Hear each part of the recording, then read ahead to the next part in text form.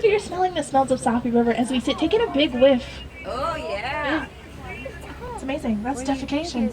Hippos like to spread their poop around with their tails to mark their territory. Just in case you can't see that it's their territory, you can smell that it's their territory. Oh, that's coming over. These hippos are coming over. Oh, that's a really good example. Look, see how it just swung its tail? Look at all of the water. Ew. And then you smell the aftermath. Let's see if we can find anything just around the river bend. We have found friends, but I'm sure we can find something else around here. Oh look, there's a hippo out of the water. Like I said, we'll do that when they're hungry, so she may have fallen asleep in her dinner. No judgments, we've presented. On the left is the Nile crocodile. The Nile crocodile has a jaw so strong it can snap the bones of its prey with just one bite. And they grow as long as a giraffe is tall, which is about 20 feet. So I don't like to hang around here for any longer. So what I'm going to do is we'll jet off towards the savannah, topping speeds of 8 miles per hour. The savannah is my favorite place here in Africa, and hopefully I'll get a really good opportunity to see why. So we drive through. I'm going to point out some of my favorite things to you. And then at the end of the safari, you'll all be my best friends. I'm trying to think what else we use banana. Welcome. But I don't know. Up ahead, you see a baobab tree. Say hi, Chief. Is coming up on the right side of the track. The baobab tree is also known as the tree of life or the upside down tree, and that's because their branches look like roots spring up towards the sky. They're called the tree of life because they hold most of their water in their trunks, so they do get pretty large. They are my favorite tree. If you don't have a favorite tree, you're not living life right, so just feel free to get us together on the safari. There's plenty of free trees to choose from. Here we are, friends. This is the savannah. The savannah goes on for miles and miles and miles, and that's because it needs lots of room for the abundance of creatures that call the grasslands home. Take a good look out. This is the best view on the reserve. On the right side of the truck, this is a herd of wildebeest. Wildebeest travel in the most densely packed herds next to humans, so they can be found migrating across the savannah in herds of upwards of 1 million. They like to stick together for safety, so at night they sleep in circles or in rows. The wildebeest in the middle will sleep, and the ones on the outer edges will keep watch. Look in the way back, walking through the trees. There's a small antelope back there. That is a Patterson's eland. It's a baby Patterson's eland, but because it's walking through the bushes, I think that it may have a family somewhere out there, so we'll drive around to catch up with them. Oh, yeah. Let's see what else we can find hiding in the grass. Yeah, it is neat. That's not the sun? Oh, that's the sun. I guess that was a lie. Oh my gosh. It was bright. Look on the left. These are spotted hyenas. There are hyenas. Oh, they're playing. They're You see playing. them? They're playing. They are playing. Spotted hyenas live in female-dominated communities. Their lowest ranking female is higher ranking than their highest ranking male. Or to put that simply, every female hyena is more important than any male hyena. Many people are familiar with that maniacal laugh that they do, that vocalization. I always say that if you love hyenas, you'll never want to hear that. That's because hyenas only do it when they're scared, when they are nervous, when they are anxious. A vocalization that's a little bit more common is a whooping noise that they'll make when they're playing. So as we drive through, I'll keep listening for it. Quite a few of you are enamored with that sunset, but look at the moon, and that's great too. It's a blue moon tonight. It's It's supposed to be a blue moon. The sun's great. So look at the moon. Oh, I'm kidding, I'm kidding. On the other side of the track, these are termite mounds. Termite mounds are made out of spit, dirt, and dung. So you can make them at home if you'd like. Elephants and giraffes like to scratch up against them because they are harder than concrete from baking in the sun. And when they're inevitably knocked over, smaller insects and gazelles will crawl up on top of them to use them as seeing bones. Up ahead is a Maasai giraffe. It's coming up on the right side of our truck. We can tell that it's Maasai by its spots, because the edges are jagged.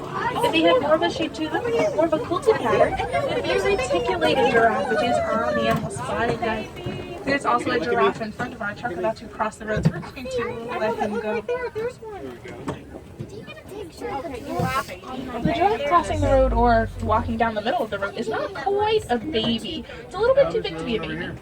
But big is subjective. Baby giraffe are born standing 6 feet tall. Baby giraffe. He's a little You can't taller tell that they're adolescents though by the ossicles. You're telling it to say cheese? Oh, that's good. Stubs on top of their heads. Young giraffe will look at have me. long hairs on their ossicones, where adult giraffe typically will not. Oh, I'm gonna stop just for that picture. So I want you to take it. She did, didn't she? Yeah. I'm stopping the whole truck so you can take a picture. There, oh, never mind. Wow. I was going to take Beautiful. a picture of you guys. Oh. I got a picture of you turned around. All right, let's keep going. But not Izzy.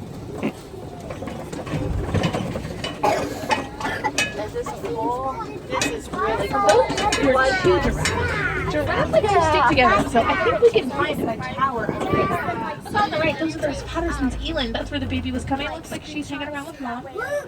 Female Patterson's eland are about 3.5, 4 feet at the shoulder. A male Patterson's eland is 6 feet at the shoulder. They weigh 2,000 pounds, making them Africa's largest antelope. If anyone on is shrunk to 6 feet tall, a male Patterson's eland can sit on yours and cuddle you. There is another adolescent giraffe walking through the trees. It's coming out on the other side. Oh, yeah. good job. I'm sure that there are more though. The tower is what they are called when they are in a group.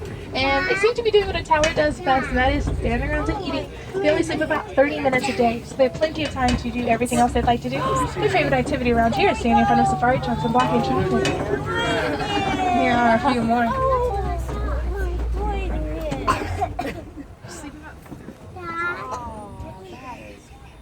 A cool thing about giraffe is that they have what is called a prehensile tongue. It means that they can use their tongue as an appendage, the way that we use our hands, to grab onto branches, moss, even individual leaves to bring those things closer to their mouth to make eating easier. You measure those tongues, you can find out how tall they are. So if their tongue is 19 inches long, you'll know that they're 19 feet tall. However, in my opinion, if you were going to go through the trouble of measuring a giraffe's tongue, you could just measure their height. We're going to be driving through the savannah for a little while longer. Hopefully we'll see some of your favorite animals if we haven't seen them already. And to put into perspective how large the savannah is, it covers about 64% of Africa. So this is the wild Africa that we work so hard to preserve. We talk a lot about making sure that the animals here don't make their way into the extinct animals list, but it's also important to remember that we need to be protecting their natural habitats as well. That does sound like a big task, but it's not nearly as daunting as it seems. A huge threat to many animals in their homes is human waste and destruction. And we can all do our part to help where human waste is concerned, just by recycling, repurposing, even reselling items that we no longer need. Every time we throw something in the trash, it has the potential to end up in an animal's home. And we're currently seeing the negative effects that our pollution has on an animal and their home with the oceans, where there are thousands of fish swimming around with bellies full of trash. We're rapidly losing several species of fish. Even the coral reef is suffering due to human pollution. So we can all do our part and just be a little bit more mindful about what we do with the things that we no longer need. For many of us, it's as easy as just getting another bin to put our recyclables in. So as we drive through the savannah out here, and when you return to your homes, that is something to give a thought to. There is a river to our left, and water sources are always really good places to find animals, so I do think that we're heading in the right direction. If you look on the right, these are tusk horns in the red clay. Elephants like to dig their tusk into it to soften it up and chew on it. So a herd has definitely been through here. We are finding fewer and fewer elephants in the wild due to poaching. There are about 96 elephants slaughtered every single day for their tusks, which contain ivory. That is an elephant about every 15 minutes. And with the gestation period so long, it's impossible for them to repopulate the way that they need to. They carry their babies for 22 months, so there's no way for them to fill the gap that poaching creates. I always suggest that people be mindful of the products that they buy. Ivory is easily found in jewelry and in small trinkets. If poachers can't make a profit off of elephants, we are more likely to stop elephant poaching altogether. Another thing that we can do is just simply recycle. Many times when their homes are being destroyed, it is for a mineral called coltan, which is found in cell phones and in batteries. The more people just recycle cell phones and electronics, we can potentially save hundreds of elephants just by making sure they have a safe place to live. We did see a baby Patterson's eland and its mom back there, but this is a male Patterson's eland. Look at how big it is. We'll stop for just a second to see if he'll walk around. The male Patterson's eland is so heavy, like I said, they weigh 2,000 pounds. Their bones make a metallic-like click whenever they walk. But it doesn't look like he's going to go anywhere. There he is.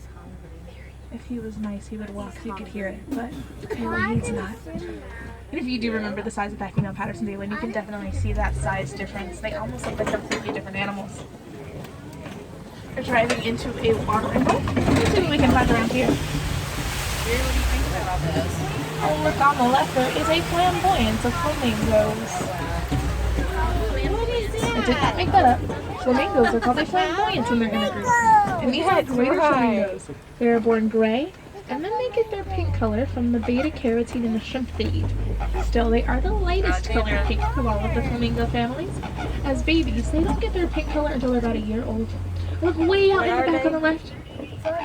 There are 2 elephants back there. One is carrying a large bale of hay, and the other one is standing still. Yeah, all the way in the back.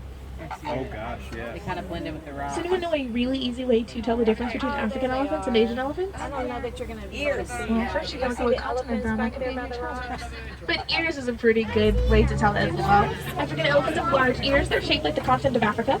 Asian elephants typically have smaller ears. Sometimes they're a little bit more circular and rounded.